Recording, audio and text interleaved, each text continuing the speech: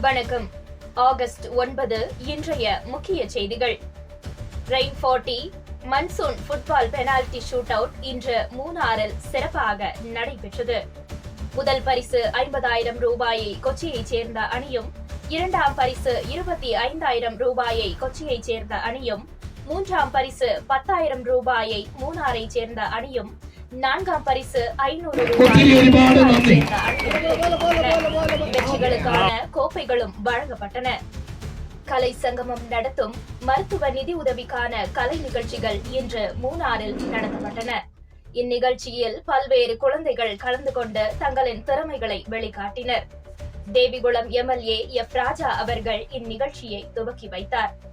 மருத்துவ நிதி உதவி தேவைப்படுவோருக்கு உதவும் வகையில் இந்நிகழ்ச்சி ஒருங்கிணைக்கப்பட்டதாக நிகழ்ச்சி ஒருங்கிணைப்பாளர்கள் அறிவித்தார்கள்.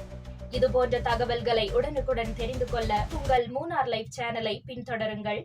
நான் உங்கள் ஸ்னேகா. நன்றி.